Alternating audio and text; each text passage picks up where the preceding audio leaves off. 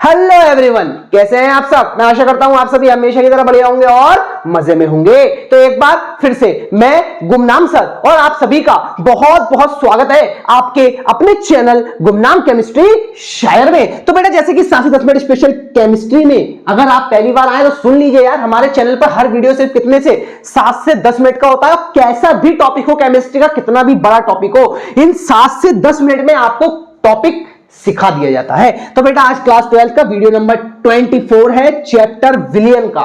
ठीक है, और आज हम टॉपिक क्या सीखने वाले, बाष्प दाब का आपेक्षिक अवनमन। बहुत ही शानदार वीडियो होने वाला है और टॉपिक आपको बिल्कुल अच्छे से सिखा दिया जाने वाला है।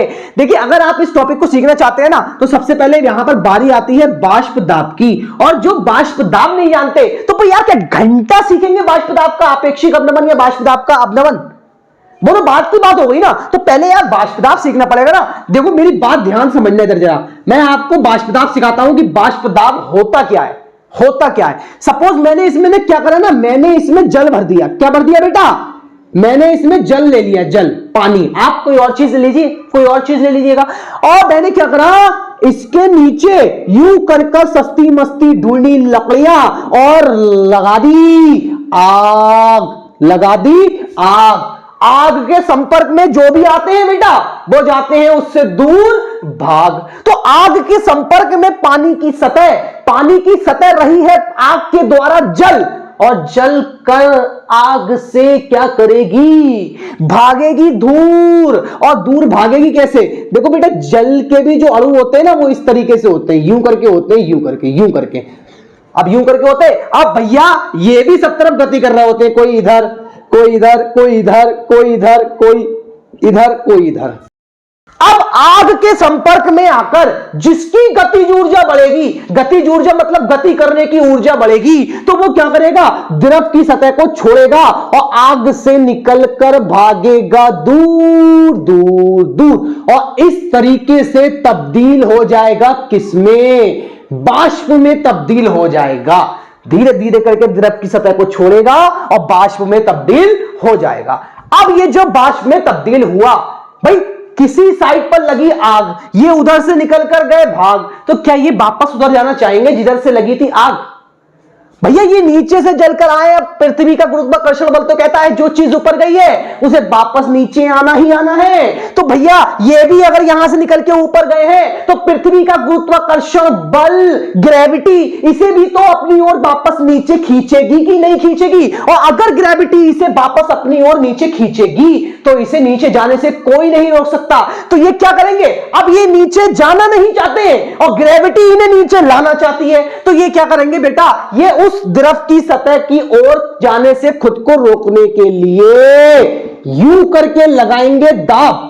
यूं करके लगाएंगे दाब। भाई सपोज मेरे सामने यहां पर कोई खड़ा हो और मैं उसकी ओर जा रहा हूं यूं करके, तो मैं यूं करके हाथ लगाऊंगा और हाथ लगा के पीछे की ओर क्या करूंगा, पीछे की ओर मैं उसको ढकेलूंगा पीछे की ओर और खुद को भी ढकेलूंगा पीछे की ओर। जैसे ही ये सीन होगा तो मेरा उस बंदे की ओर क्या लगेगा, दाब। तो ये जो बाष्प बनी थी अब ये पानी की इस वाली सतह पर लगा रही है दाब। तो जहां जहां लगेगा दाब तो सतह लहर जाएगी अपने आप और पानी में यूं करके लहरें उत्पन्न होने लगेंगी और पानी उबलने लगेगा। लेकिन अब ये जो सीन बना तो आप क्या सीख गए, बाष्प दाब क्या होता है, किसी द्रव की सतह पर बाष्प, उसी की बाष्प द्वारा लगाया गया दाब बाष्प दाब कहलाता है। भूल कर दिखा दो साला, जिंदगी में ना भूलोगे ये बात, आप जिंदगी में नहीं भूलोगे। तो क्या सीख गए आप, सीख गए। और अगर सीख गए यार तो अभी कहानी खत्म थोड़ी ना हुई है। बाष्प दाब का आपेक्षिक अवनमन तो अभी धरा का धरा रखा है। तो चलिए ना फटाफट से वीडियो में आगे बढ़ते हैं और आपको सिखाते हैं बाष्प दाब का आपेक्षिक अवनमन। देखो बेटा बाष्प दाब का आपेक्षिक अवनमन सिखाते हैं, लेकिन मैंने जैसा अभी पीछे आपसे बोला कि बाष्प दाब का आपेक्षिक अवनमन सीखने से पहले आपको बाष्प दाब का अवनमन भी आना चाहिए। और जिन्होंने वीडियो स्किप कर देखा है, अगर आप वीडियो की शुरुआत का बाष्प दाब नहीं समझेंगे ना तो ये सारे टॉपिक आपके लिए क्या हो जाएंगे, बिल्कुल रद्दी हो जाएंगे, बेकार हो जाएंगे। पहले बाष्प दाब समझिए फिर इसको समझिए, तो टॉपिक यार बिल्कुल मक्खन हो जाएगा, बहुत ही आसान लगेगा आपको। ठीक है, तो देखिए बेटा बाष्प दाब का अवनमन क्या होता है, पहले बाष्प दाब के अवनमन के ऊपर आते हैं। देखो अवनमन का मतलब होता है सीधा कमी से, अवनमन का मतलब क्या होता है? सीधा इसका मतलब होता है कमी से, मतलब बाष्प दाब में कमी आ जाना। ये इट मींस बाष्प के दाब में कमी आ जाना क्या कहलाता है? बाष्प दाब का अवनमन कहलाता है। सपोज किसी चीज से बाष्प, भाई जैसे अपने घर पर पानी लिया, पानी को गर्म करा नॉर्मली, तो पानी से बहुत सारी बाष्प निकलेगी, आपको अलग ही निकलती हुई दिख जाएगी। अगर आपको उसकी बाष्प कम करना है तो आप उसमें क्या करना, आप उसमें ढेर सारा नमक या चीनी डाल देना, क्योंकि वो क्या होता है? अबाष्पशील विलय होता है। ठीक है, जैसे ही अबाष्पशील विलय उसमें मिलेगा तो उसका बाष्प दाब में क्या आ जाएगी? अपने आप उसके बाष्प में कमी आ जाएगी, और जब उसके बाष्प में कमी आ जाएगी तो ऑटोमेटिकली उसके बाष्प दाब में भी कमी हो जाएगी। ठीक है, तो देखो बाष्प दाब का अवनमन होता क्या है? देखो विलायक के बाष्प दाब तथा विलयन के बाष्प दाब के अंतर को बाष्प दाब का अवनमन कहते हैं।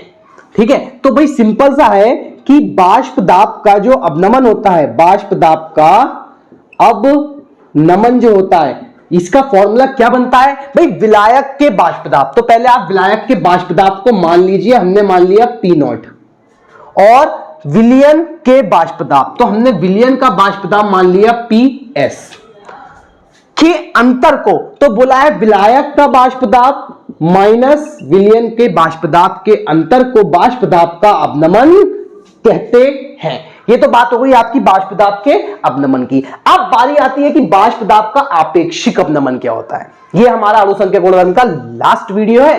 ठीक है, इसके बाद हमारे 2-3 गिने चुने नियम है, चैप्टर क्लोज हो जाएगा। तो बाष्प दाब का आपेक्षिक अवनमन क्या होता है यार? सिंपल से देखो, बाष्प दाब का आपेक्षिक अवनमन जो होता है ना, वो ये होता है बाष्प दाब के अवनमन। अब अभी हमने बाष्प दाब का अवनमन निकाला जो कि बना P0 माइनस PS, यही तो बना बाष्प दाब के अवनमन, तथा विलायक के बाष्प दाब, विलायक का बाष्प दाब हमने ऊपर कितना माना था? P0, यही तो माना था विलायक का बाष्प दाब P0 के अनुपात को बाष्प दाब का आपेक्षिक अवनमन कहते हैं। मतलब सिंपल सा यार, बहुत ही सिंपल सा है। तो बाष्प दाब का आपेक्षिक अवनमन, आपेक्षिक अवनमन बराबर क्या बोला है? बाष्प दाब के अवनमन जो कि होता है P0 माइनस PS, तथा इसका अनुपात किसके साथ? विलायक के बाष्प दाब जो होता है P0। इसको आप बेटा यूं कर बॉक्स में बंद कर लीजिए। ये आपका हो गया बाष्प दाब का आपेक्षिक अवनमन। ठीक है, इसमें कोई ऐसा लंबा चौड़ा हल बैल नहीं है, सिंपल से टॉपिक्स है, आसानी से आपके दिमाग में सेट हो जाएंगे। बस मेन चीज जो मैंने वीडियो के शुरू में आपको बाष्प दाब सिखाई, मैं फिर बोल रहा हूं ये चीज, मैंने जो आपको बाष्प दाब सिखाया है, अगर आप उस शुरू के वीडियो को नहीं देखोगे, बाष्प दाब को नहीं पढ़ोगे, तो भाई ये किसी कीमत पे आपके दिमाग में नहीं घुसने वाला है। ठीक है, तो मैं 2 मिनट के लिए साइड में जाता हूं, फिर आप इसे फटाफट से नोट कर लीजिएगा। ठीक है बेटा, नोट कर लिया। देखो अब इसी के साथ मैं बेटा आपसे अलविदा लेना चाहूंगा। वीडियो को ज्यादा लेंथी नहीं करना, जैसे कि मैं हमेशा बोलता हूं, वीडियो अपना सिर्फ 7 से 10 मिनट के अंदर का ही होता है, और हर टॉपिक आपको इतने कम समय में सिखाने की पूरी कोशिश करता हूं। ठीक है, पूरी कोशिश करता हूं। अगर नहीं समझ में आता यार मुझे बताना, मैं वीडियो और अधिक समय का भी बना दूंगा, लेकिन मुझे नहीं लगता यार किसी टॉपिक को सीखने के लिए 5, 6, 7 मिनट कम होते हैं भाई, बहुत ज्यादा होते हैं। एक बार उसे अच्छे से पढ़ने की कोशिश तो कीजिए, बहुत ज्यादा होता है इतना समय भी। ठीक है बेटा, तो अच्छे से इसी तरीके से पढ़ाई करते रहिए, और वीडियो अच्छे लगे तो उसे लाइक भी कीजिए, चैनल को सब्सक्राइब, अगर आप हमारे सब्सक्राइबर नहीं है तो फटाफट से आप वीडियो को सब्सक्राइब कर लीजिए, जिससे आप आगे के सभी वीडियो के अपडेट समय पर पा सके। तो इसी के साथ बेटा मैं आपसे अलविदा लेना चाहूंगा, फिर मुलाकात होगी आपसे एक नए और धमाकेदार वीडियो के साथ।